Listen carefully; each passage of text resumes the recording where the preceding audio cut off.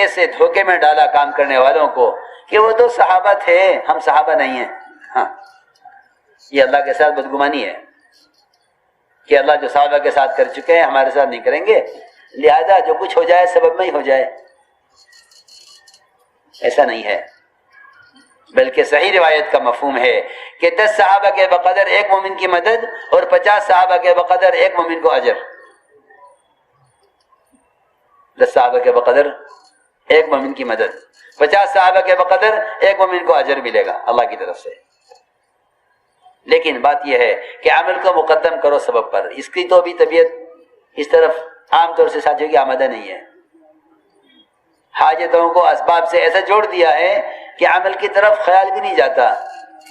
ایک صحابی نے سوال کیا حضور اکرم صلی اللہ علیہ وسلم سے کہ یا رسول اللہ میں تجارت کے لیے بحرین جانا چاہتا ہوں. آپ نے فرمایا پہلے 2 رکعت نماز پڑھ لو.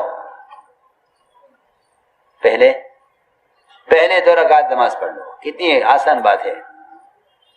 پہلے 2 رکعت نماز پڑھ لو، کرو تجارت، اس سے انکار نہیں ہے، لیکن اللہ کو ساتھ لو.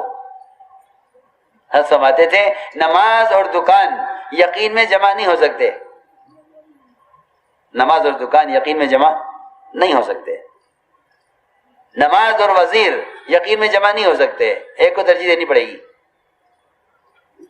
جس کا یقین نماز پر ہے وہ وزیر کی وزارت کا انکار کر دے گا، صاف بات ہے.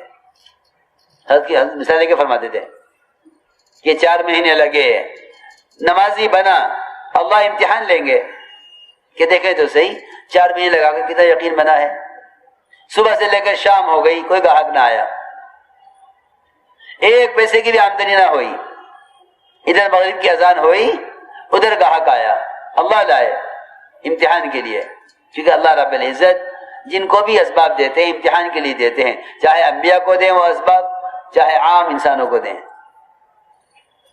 اللہ تعالیٰ جو بھی اسباب دیتے ہیں، انبیاء کو دیتے ہوں یا عام انسانوں کو دیتے ہوں، یہ سارے اسباب عمل کے امتحان کے لیے ہیں کہ دیکھنا یہ ہے کہ عمل کو کتنا یاد رکھتے ہیں، عمل کی طرف کتنا ہے، عمل کو کتنا یاد رکھتے ہیں اور ہمارے احکام کو کتنا یاد رکھتے ہیں اسباب میں. سلیمان علیہ السلام کو ایسے گھوڑے دیے جو اس سے پہلے نہ تھے، اس کے بعد بھی کبھی نہ ہوئے. انتہائی خوبصورت، ہوا میں اڑنے والے، سمندروں میں تیرنے والے اور زمین پر دوڑنے والے، انتہائی مضبوط، سواری کو بٹھا کر اڑنے والے فضا میں. سلیمان علیہ السلام دیکھنے میں مشغول ہوئے اور ایسے مشغول ہوئے کہ عصر کی نماز قضا ہو گئی، سورج ڈوب گیا. اوہو، اس سے بڑی غم کی بات کوئی نہیں تھی. ساری بادشاہت ایک طرف، عصر کی نماز ایک طرف، اس کو دیکھنے مشغول ہو گئے.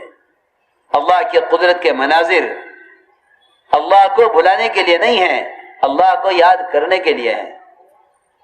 اگر بنے ہوئے سے بنی ہوئی چیز کا تاثر پیدا ہوگا تو عمل ضائع ہوگا. اگر بنی ہوئی چیز سے بنانے والے کا تاثر پیدا ہوگا تو حکم پورا ہوگا. وہاں بنی ہوئی چیز سے کا تاثر پیدا ہو گیا، عصر بھول گئے، سورج ڈوب گیا، تلوار منگائی، سارے گھوڑوں کو کاٹ ڈالا، سب کو کاٹ ڈالا. کہ یہ کیسے ہو سکتا ہے؟ اور اے اللہ مجھے آج کی عصر چاہیے، آج کی عصر، مجھے آج کی عصر پڑھنی ہے، قضا نہیں پڑھنی، ادا پڑھنی ہے، آج کی عصر. چنانچہ دن کو پیچھے لے جایا گیا، سورج کو نکالا گیا. نکلے سورج واپس. میرا ایک بندہ ہے جو سبب میں اور ایک شکل میں مشغول ہو کر نماز بھول گیا. اللہ تعالیٰ نے ایسی چیز پیش کی، دیکھنا چاہتے تھے کہ نماز کتنی یاد رہتی ہے. اس میں 2 قسم کے لوگ ہیں. ایک قسم ہے بھی قضا ہوگی تو کیا بات ہو گئی، بعد میں پڑھ لیں گے. ایسے لوگوں کے لیے کائنات کا مسخر ہونا تو بہت دور کی بات ہے. ایسے لوگوں کے لیے تو ان کے ہاتھوں کے اسباب بھی ان کے لیے مسخر نہیں ہوتے بلکہ خلاف ہو جاتے ہیں. ایک قسم وہ ہے یہ نماز کے ضائع ہونے کا سچا غم ہوا، اور ایسا غم کہ ان گھوڑوں کو رکھنے کے بجائے ان کی نسل کو ختم کر دیا، کیونکہ جنہیں عمل کے ضائع ہونے کا غم ہوتا ہے وہ ایسی چیزوں کو اپنی ذات سے الگ کرنا چاہتے ہیں۔ سوچے تو صحیح، نفل نماز فرض نہیں، نفل۔ ظاہر بات ہے صحابی باغ میں فرض نہیں پڑھیں گے، فرائض تو مسجد ہی پڑھے جاتے ہیں۔ یہ تو اس زمانے میں مزاج بنایا مسلمان کا کہ میں نماز یہاں پڑھ لوں، میں نماز وہاں پڑھ لوں، وہاں کہاں جاؤں گا، اتنی دور یہاں پڑھ لوں، آؤ جماعت کر لیں۔ فرمایا گھروں کو آگ لگا دوں ان کے گھروں کو جو گھروں میں نماز پڑھتے ہیں، فرض نماز جو نماز گھر میں پڑھتے ہیں، فرض نماز، فرمایا میں ایندھن اکٹھا کروں ان کے گھروں کو آگ لگا دوں۔ تو صحابی نماز پڑھ رہے ہیں باغ میں نفل، اس باغ کے گھنے ہونے کی وجہ سے چڑیا کو راستہ نہ ملا نکلنے کا، اس کو دیکھنے میں رکعت بھول گئے کہ نہیں اب یہ باغ رکھنے قابل نہیں ہے، کیونکہ اس نے مجھے اللہ کی یاد سے نماز سے غافل کیا ہے۔ نماز نہیں بھول گئے کہ نماز پڑھنے بھول جاتے، رکعت بھول گئے کہ کون سی رکعت ہے۔ حالانکہ آپ جانتے ہیں کہ امام کو، مقتدی کو نماز میں سہو ہو جاتا ہے، یہ کون سی رکعت چل رہی ہے یاد نہیں رہا۔ انہیں صرف نفل نماز میں سہو ہوا اس لیے کہ چڑیا کو نکلنے کا راستہ نہ ملا، اس کو دیکھنے میں مشغول ہوئے، باغ اتنا گھنا تھا کہ چڑیا کو نکلنے کا راستہ نہیں ملا۔ اس پورے باغ کو صدقہ کیا کہ نہیں، اگر یہ اللہ کی یاد سے غافل کرتا ہے تو یہ رکھنے قابل چیز نہیں ہے۔ میں نے عرض کیا کہ اللہ کا حق کو لائے مغرب کی نماز کے وقت، اور ایسا آرڈر لے کر آیا کہ صبح سے لے کر شام تک وہ آمدنی نہیں ہونی تھی جو اس اکیلے سے ہونی تھی، سب سے زیادہ مال لے جانے والا۔ اب خیال آیا کیا کروں، گاہک بھی اللہ لائے ہیں، اگر نماز پڑھنے جاؤں گا تو یہ گاہک چلا جائے گا۔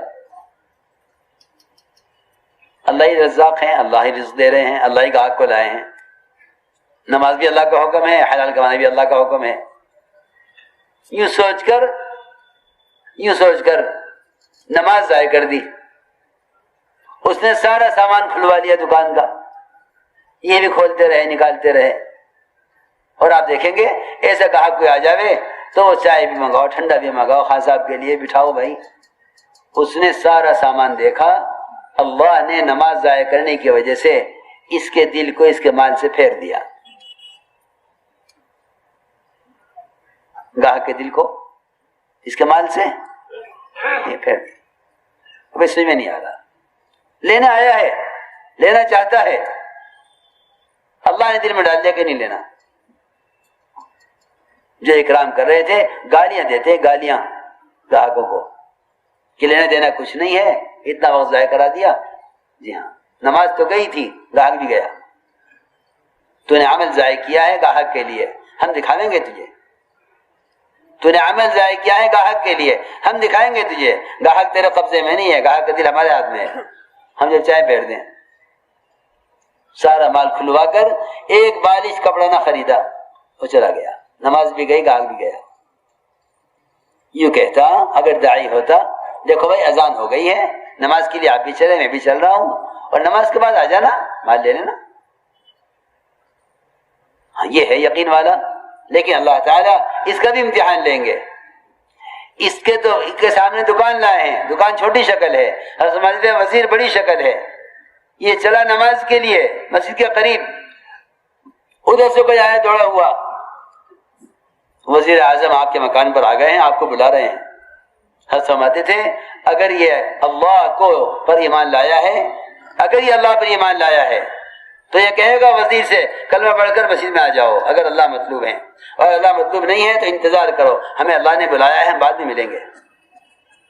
اگر ایمان ہے واقعی، اگر اللہ پر ایمان لایا ہے تو یہ جواب دے گا، اگر اس کا اللہ پر ایمان نہیں ہے تو یہ کہے گا نماز بعد میں پڑھ لوں گا، پہلے وزیر سے پوچھ لوں۔ حضرت فرماتے تھے اگر وزیر کی طرف پہلے گیا ہے اس نے اللہ کی بادشاہت کا انکار کر دیا۔ سوال اس کا نہیں ہے کہ جماعت کی نماز کا کیا حکم ہے، سوال اس کا نہیں ہے کہ جماعت کی نماز کا کیا حکم ہے، سنت ہے، بعد میں پڑھ لوں گا، فرض نہیں ہے جماعت سے پڑھنا، سنت ہے۔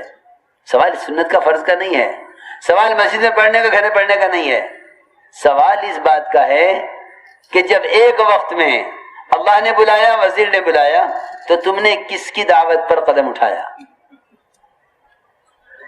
کس کی دعوت پر قدم اٹھایا؟ سوال اس کا ہے، سوال اس کا نہیں ہے کہ نماز مسجد میں پڑھی یا گھر میں پڑھی، قضا پڑھی ادا پڑھی، یہ بات کی بات ہے۔ پہلا سوال یہ ہے اللہ نے تمہیں مسجد میں بلایا تھا، تم مسجد میں کیوں نہیں آئے؟ یہ لیں گے اللہ امتحان، ادھر مسجد میں بلا رہا ہے اللہ، ادھر وزیر بلا رہا ہے اپنے کام کے لیے۔ اگر اللہ پر ایمان ہے تو وزیر کا انکار کرے گا، اور اگر وزیر پر ایمان ہے تو اللہ کا انکار کرے گا، سیدھی بات ہے۔ یہ ہم میں سے ہر آدمی خود اپنے ہاتھ پر غور کرے، خود اپنے ہاتھ پر غور کرے۔ اذان کی آواز سن رہا ہے، اگر سونے والے آدمی سے یہ کہا جاوے تیرے گھر کے دروازے پر وزیر اعظم آ گئے ہیں، تو یہ کیسے کود کر اٹھے گا، کیا سوچے گا؟ اور مؤذن کی اذان اللہ کی طرف سے دعوت ہے، اعلان نہیں ہے نماز کا، دعوت ہے، اللہ بلا رہے ہیں، فوراً بلا رہے ہیں مسجد میں۔ ابھی تک ہمارے بیان کا یا ہمارے عوام کی سوچ کا یہ رخ نہیں ہے، کہیں بھی نہیں ہے، کہیں بھی نہیں ہے۔ ایک طریقہ کار سمجھاتے رہتے ہیں اور اس پہ چلتے رہتے ہیں، اس طریقہ کار کو جو زیادہ اچھا بیان کرتے ہیں وہ کہا اس کا